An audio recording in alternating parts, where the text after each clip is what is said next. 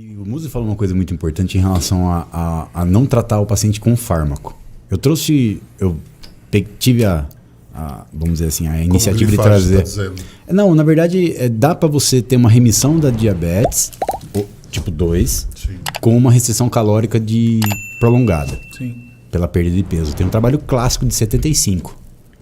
Mas você não consegue fazer isso de imediato, você precisa ir graduando. Um ano o trabalho graduando mas você, para chegar nesse nível, você precisa graduar esse indivíduo dentro de um ano para conseguir essa regulagem. Aí vamos lá. Eu tenho um médico, eu tenho um profissional de educação física, também o Renato, tenho um nutricionista e um psicólogo. Imagina essa equipe cuidando de pacientes obesos, mórbidos, durante um ano dentro de um hotel.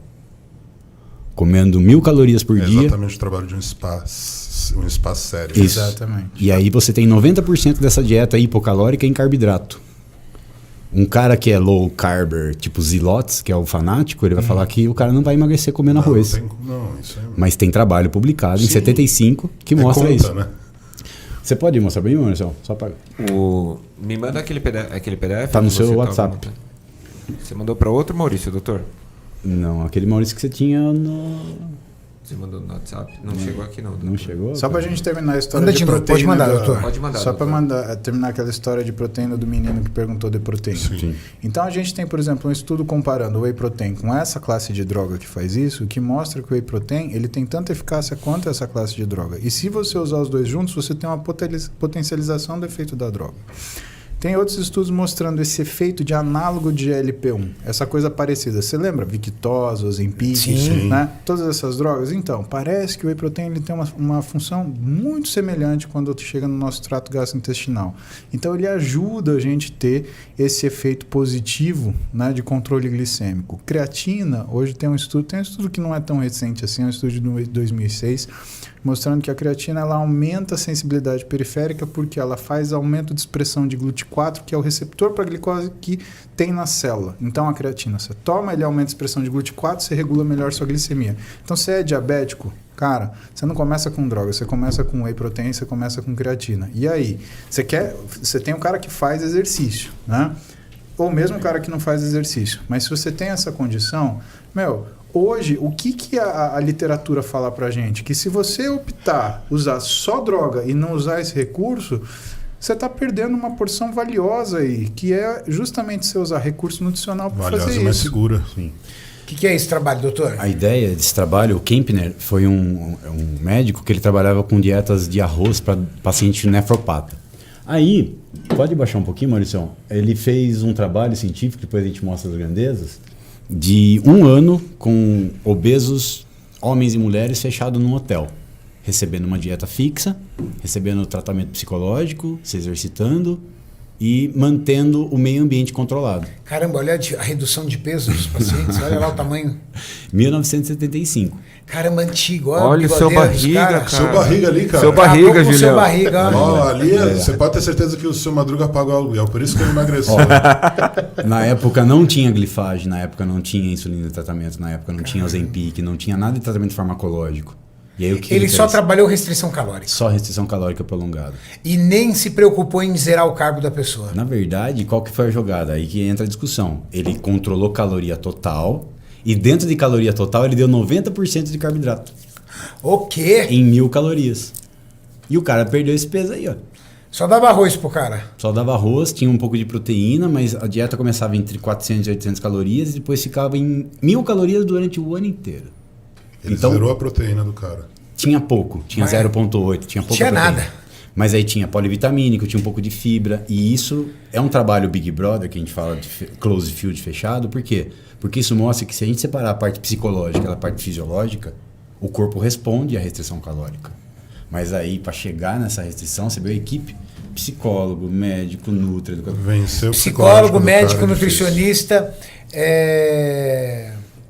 uma equipe inteira para cuidar dos caras fechados. Então, assim, isso mostra que a restrição calórica, mesmo tendo excesso de carboidrato para muitas pessoas vai perder peso. Será que naquela época eles tinham medo da proteína, na questão renal, essas coisas? Na verdade. Ou ele só queria mostrar que o vilão não era o carboidrato? Não, é porque ele pegou a dieta que ele fazia para o paciente nefropata, que não podia comer proteína. Entendi. Era baixo sódio e baixo proteína. E ele dava arroz, frutas e algumas proteínas. Só que a questão desse trabalho eu queria mostrar para o pessoal que está assistindo, porque muito se discute em macronutriente. Mas quando se joga em perda de peso, fisiologicamente, tirando a parte psicológica, É restrição. é restrição. Deixa eu te Pô, mostrar incrível. um negócio. Posso mostrar uma coisa? Pode. Antes, Deixa eu porque só... Eu vou até pedir pro Sim, pro mas eu vou Felipe só comentar. dar uma apertada em cima disso, porque a galera às vezes se perde um pouco dentro da parte técnica. O que o Dr. Donato está falando, deixa lá, Maurício, por favor. O que o Dr. Donato está falando é muito importante. O que esse estudo, acima de tudo, mostra, pessoal? Que às vezes vocês estão preocupados com quanto vocês estão comendo de carboidrato, de proteína, de gordura para emagrecer, e a base primária realmente é gastar mais e comer menos. Não é, doutor? Assim, hoje se popularizou muito essas informações entre a caloria entra e a caloria sai. A lei da termodinâmica. Tá. Todas as dietas que têm estratégia de perda de peso, está contido esse princípio. Hipocalórica.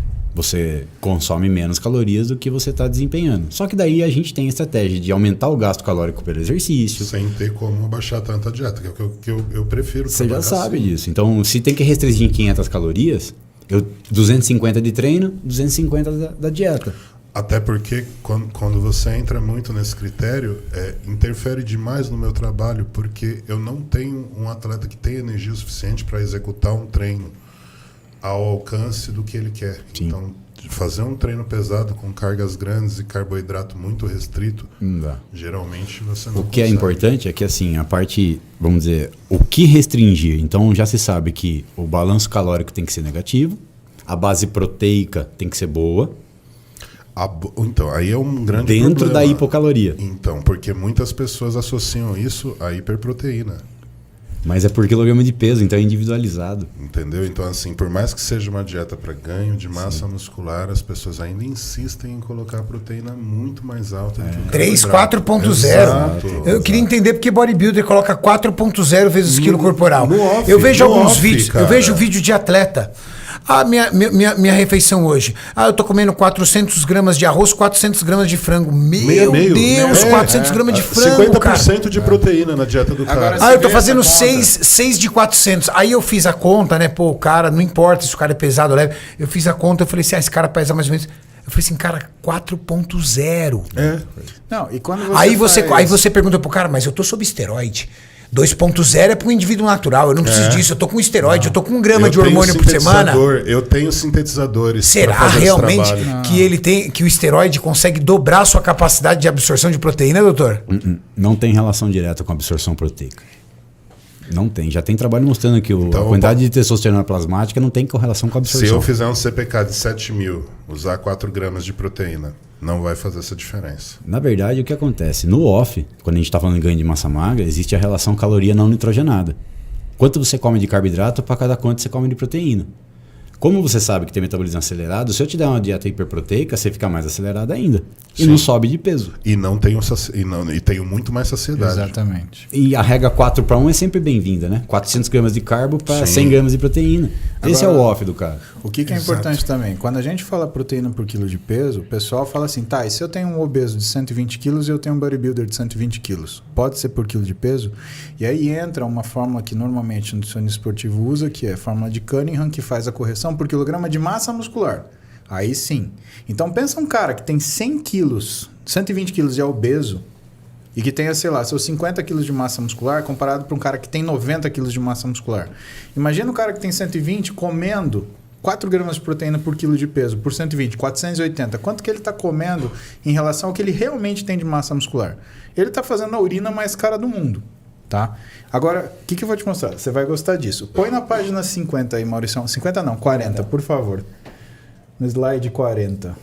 Vai descendo aí. Exatamente. Tá aqui o seu trabalho do Lancha Júnior e do Gualano. Ah, moleque, parece que a gente combinou. Sim, mas não. não combinou. Não combina, mas é porque quando a informação é verídica, de qualidade, feito por pessoas competentes, acaba conflitando mesmo em 0. É sempre concordante, nunca conflitante. Esse é o trabalho que o Felipe falou sobre a lesão renal, suposta lesão renal em paciente que tem um rim só e que consumiu proteína.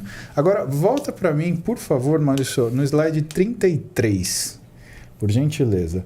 Olha como a questão da alimentação é delicada. A gente está falando aqui até a ordem dos alimentos, ele faz diferente. Então, esse é um trabalho de um cara chamado Alpana Shukla, tá? Que ele faz a ordem dos alimentos. E esse trabalho é muito legal. Por quê? Porque ele fala assim, tá, e se eu comer o carboidrato antes e a proteína depois? É diferente de comer a proteína antes e o carboidrato depois? É diferente de comer os dois juntos? Boa pergunta. Tá aí, eu tenho que fazer uma refeição carboidrato-proteína? Exatamente. Isso independente de... Não vamos pensar na questão da digestão do carboidrato. Ah, demora mais para digerir, demora menos para digerir se eu misturar com a proteína. Vamos falar em absorção de macronutriente. Mais do que a absorção de macronutrientes, você tem que ver qual que é o efeito metabólico daquilo. Por quê? Porque quando você tem um carboidrato que tem uma alta velocidade de absorção, você tem uma deturpação da glicemia. Exemplo, arroz branco. Arroz branco não é um carboidrato simples, é um carboidrato complexo. Estou mentindo, só que ele tem uma absorção rápida. Glicemia Isso, alta. exatamente. Então, algumas pessoas elas têm uma forma diferente de reagir. Você tem gente que tem uma resistência periférica tranquila, para ele normal. É a mesma coisa que comer, sei lá, batata doce, mas tem gente que não. Para mim, é o carboidrato mais utilizado pelo bodybuilder é o arroz. Posso levantar? branco. Eu preciso ir no banheiro. Vai lá. Você vai me deixar sozinho, né, viado? Não, eu já volto rapidão. Doutor Aí- Donato é juvenil ainda nessas coisas. Aí o que acontece? Longo prazo. O que o Alpana mostrou aqui? Ele fez uma experiência sensacional. Ele falou assim, então vamos fazer o seguinte, vamos comer carboidrato primeiro, ver como é que fica insulina, glicose e GLP-1, né, que faz a adequação desse funcionamento, Que é o desse equilíbrio. chip que você já usou. Sim, exatamente. Para ver aquele chip era para ver a glicemia só, né?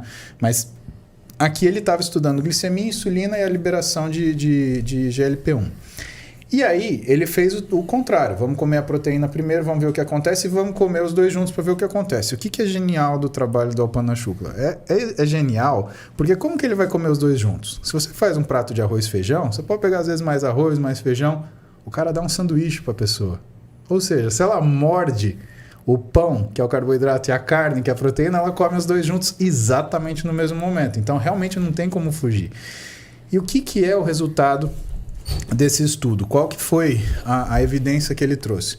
Ele trouxe que se você come a proteína antes e o carboidrato depois, você tem você tem valores menores de glicemia pós-prandial, mostrando o quê? Que você tem um aproveitamento melhor daquela refeição.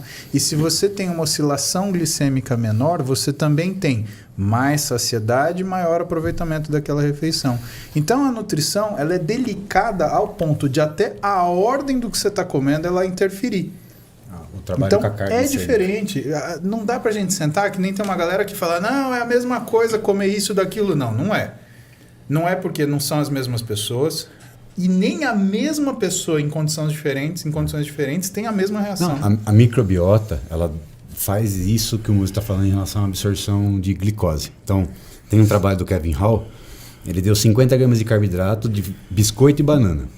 O paciente 1, a banana subiu a glicemia. O paciente 2, a banana não subiu a glicemia e o biscoito subiu. Então, cada um aqui da mesa Vai responder de uma forma. de uma forma. O princípio da individualidade. E lembra da avó quando falava para você comer a salada antes? Pra forrar. Exatamente. Pra mim, até hoje. Que eu escuto Fala aí, isso. Maurício. E você não faz, né, Maurício? Não, eu como antes salada. Saladinha pra lá. Pergunta.